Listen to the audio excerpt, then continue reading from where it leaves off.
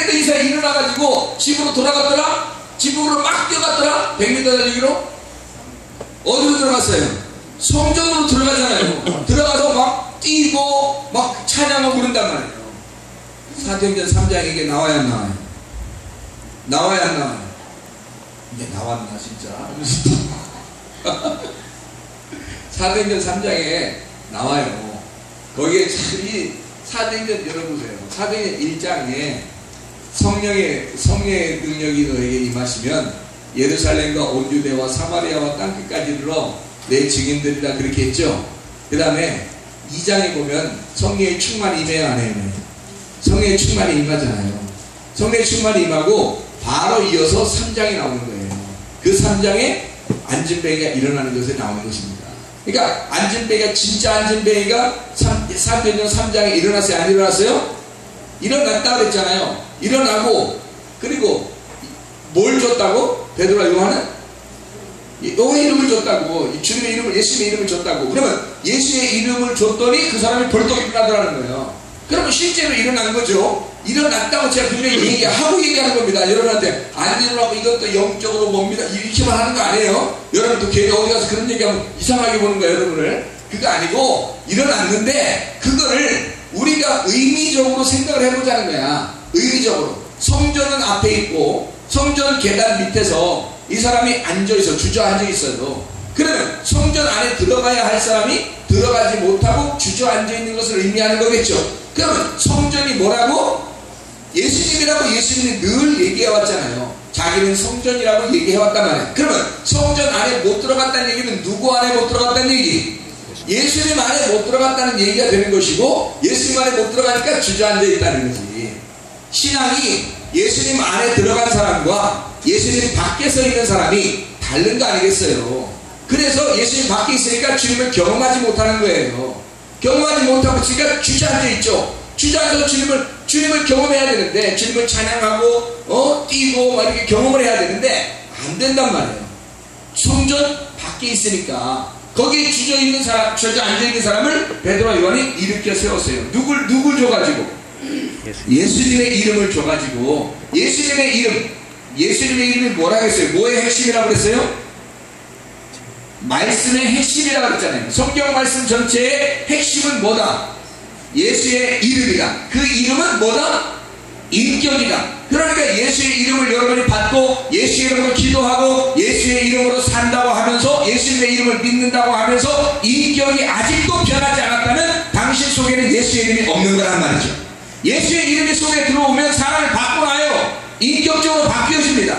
반드시. 왜냐하면 내 인격은 내 이름이고 내 이름을 벗어버리고 예수의 이름을 갖다가 속에 들어왔는데 어떻게 내가 바뀌지 않을 수가 있겠어요? 생각을 해보시라고요. 내 이름은 사라지고 예수의 이름이 들어왔어요. 그러면 예수의 이름이 인격이 들어와서 나를 살리는 거 아니겠어요? 자, 오늘 새벽에 제가 이야기한 것이 있어요. 오늘 새벽에 뭐 얘기했죠? 새벽에 진리라고 하는 계명을 너희가 지켰다. 계명을 지키지 아니하면 계명은 사랑이라는 거예요. 근데 계명이라는 사랑을 지키지 않으면 진리가 너 속에 있지 아니하다는 얘기거든요. 진리가 너 속에 있지 아니하다. 그러니까 진리가 네 속에 들어와 예수가 너 안에 들어오면 예수가 왕이 되시고 그럼 반드시 나를 굴복시킨다는 거예요. 자, 사형을 받는 사람이 사형을 받으러 가는 사람이 이해가 되죠? 사형을 받으러 가는데 예수님이라는 분이 오셔가지고 너 옷 벗어라. 너 주 예수의 옷 벗고 내 옷을 입어라 그랬어요. 그러면 예수님의 옷을 입고 나는 내 죄 옷을 벗고 예수님의 옷을 이렇게 입고 있단 말이야. 이 예수님은 내 죄수의 복을 입고 그 다음에 가셔서 사형을 당했어요. 그러면 내 이름은 죽어버린 거거든. 그렇죠? 내 이름은 옷 입은 사람이 죽어버렸잖아요. 그러니까 더 이상 내 이름으로 살 수 있어요? 없어요? 없어요. 예수님의 이름의 옷을 입고 예수님처럼 살아야 돼 내가. 그래야 살아가는 거예요. 그 주민등록증 가지고 살아야지 내 주민등록증은 말소가 됐단 말이에요. 왜냐면 내 이름이 죽었으니까. 맞죠? 그러면 예수님의 이름이 예수님이 내 옷을 입고 죽으시고 나는 그 예수님의 옷을 입고 살아가고 있다. 어떻다는 거예요? 여러분이 그러면 뭐가 지금 우리를 어떻게 살아가야 된다는 거예요? 예수님의 이름으로 살아가야 된다는 거거든. 예수님의 주민등록증을 가지고 살아가야 된다는 거죠. 그래야 살아가는 거지. 만약에 내 이름을 또 내 주민등록증을 어디서 또 만들어가지고 내 주민등록증 내 이름을 갖다 딱 가지고 또 내가 어디서 딱 내 이름이요. 말씀된 주민등록증인데 이거 어떻게 된 사람이에요? 당신 이 사람 맞아요? 예, 맞습니다. 그럼 다시 오세요. 다시 오라고 한단 말이에요. 다시 오라고 해서 다시 죽이면 어떡할 거냐. 왜 안 죽었으니까? 안 죽었다. 이게 뭐야, 이 사람 뭐 하는 거야, 이게? 말씀대로 죽었는데 이거 어떻게 된 건 사형당했는데? 근데 어떻게 또 살아있지? 그러니까 또 죽어야 된다는 거지. 두 번째 죽게 되면 지옥 가는 거예요. 두 번째 죽음, 둘째 사망이라고 그러는 거예요. 그래서 왜 자기가 먼저 예수와 함께 내가 죽었으면 첫째 사망에 동참한 거거든요. 그런데 내가 또 내 이름으로 살아가면 두 번째 사망을 또 당해야 된단 말이에요. 근데 내 이름으로 살지 않고 나는 죽었으니까 없었으니까 나는 이제 누구가 살아가야 되는 거야? 예수가 살아가야 된다. 예수의 이름으로 예수의 옷을 입고 예수의 주민등록증을 가지고 예수가 하는 말대로 하고 말대로 말하고 예수가 하는 생각대로 생각하고 예수가 행동하는 행동대로 행동하다 가는 겁니다. 아멘. 이게 우리가 사는 그리스도인들의 삶이란 말이에요. 그렇지 않으면 두 번째 사망을 당해요. 예수와 함께 살면 두 번째 사망이었고 첫째 부활에 동참하게 되는 것입니다. 처음에 죽었으니까 첫 번째 부활하는 것이 첫째 부활이니까 첫 번째 부활에 동참하게 된다. 그게 요한계시록 20장 5, 6절 말씀에 첫째 부활에 동참한다는 말이 있는 거잖아요. 그러니까 말씀은 다시 말하면 이름이라는 인격을 알려주려고 했던 거예요. 그래서 여러분이 다른 걸 통해서는 사람이 안 변해요. 뭘로 변하느냐? 지긋하게 변할 수 있어요. 기적적으로도 변할 수 있는데 그것은 끝까지 유지하는 건 아니에요. 그때 잠깐 변해요. 그러다가 또 도움돼요. 이해가 되는지 모르겠어요. 기적이나 이런 것들은 변하긴 변하는데 끝까지 변하게 할 수는 없고요. 변했다가 어느 날 또 도루묵이 되는 거예요. 근데 말씀으로 이름이란 인격이 들어오면 끊임없이 변한 상태로 갈 수 있는 거예요. 끊임없이 변한 상태로 가는 거예요. 이게 이름이라는 인격, 예수라는 이름이라는 인격이 우리의 속에 들어왔을 때 취하는 행동이라는 거죠. 이게 구원이라는 거예요. 그러니까 예수님이 십자가 못 박혀 돌아가셨다. 구원의 안에 구원이죠. 영이 구원받았다는 것을 의미하는 것이고 예수의 이름이 내 속에 들어와서 나의 인격을 예수의 인격으로 바꾸었다. 이걸 구원이라고 그래요? 구원 아니라고 그래요? 구원이라고 그래요. 바뀌었다 이 말이에요. 나를 바꿔놨다 이 말이에요. 무슨 구원이에요? 영혼의 거듭남의 구원이란 말이에요. 이해가 되겠습니까? 예, 영혼의 거듭남의 구원이란 말이에요. 그래서 천국에 가는 거예요. 그러니까 이름이라는 인격으로 거듭나야 된다.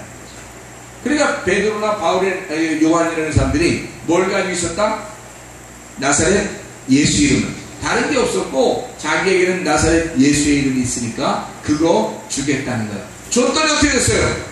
일어났어요. 줬더니 일어나더라는 거야. 주저앉아있던 신앙이 일어나더라는 거죠. 일어나서 어디로 들어가요? 바로 집으로 달려가지 않고 예, 집 사람들한테 얼마나 보여주고 싶었겠어. 자기가 지금 앉은 데에 일어났으니까 엄마 아빠한테 또 형제들한테 맨날 자기를 안고 왔던 그 사람들에게 얼마나 보여주고 싶었겠어요. 그래서 막 집으로 달려갔더라가 아니라 거기 그렇게 써있지 않고 어떻게 돼 있어요? 성전 안으로 뛰어 들어가더라는 거예요. 성전 안으로 들어가서 막 뛰며 찬양하며 막 그렇게 하더라는 거예요. 이 사람은 어디로 들어가야지, 어디로 들어가야 된다는 것을 마땅히 아는 사람이에요. 성전 안으로 들어가야 된다는 것을 마땅히 아는 사람이에요. 근데 거기 들어가지 못했던 거예요. 뭔가 자기를 주저앉혀 놓던 뭔가가 있었던 거죠. 이해가 돼요?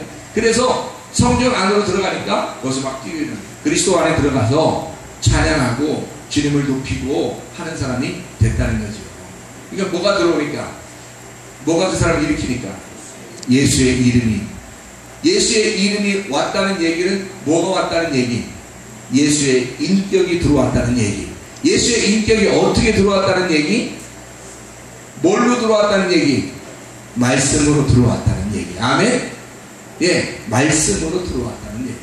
그 믿음이 그를 일으켜 세웠는데 그 믿음은 말씀으로 왔다는 얘기. 그래서 은혜의 말씀으로 믿음이 생겨서 그가 일어나게 되고 그 인격이 그를 주장하니까 성전 안으로 들어가서 뛰더라는 겁니다. 이렇게 말씀이 되어 있죠. 맞죠? 예. 그러니까 인격적인 예수 그리스도, 만남의 예수 그리스도. 자 보세요. 우리를 양쪽에서 믿음과 믿음이라는 페이스와 믿는다라는 빌리브 안에서 가운데서 십자가로 예수님이 죽으신 이유는 바로 이것을 위로 올리기 위해서라는 거죠.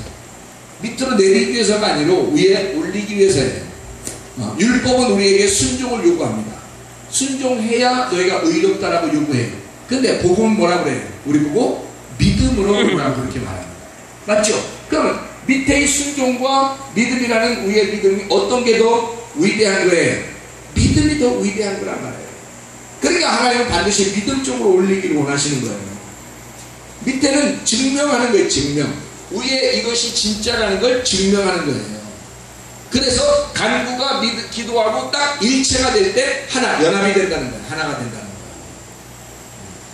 거예요. 율법이라고 하는 것이 은혜와 만나면 하나가 되는 거예요. 그러니까 율법이 더럽다는 게 아니에요.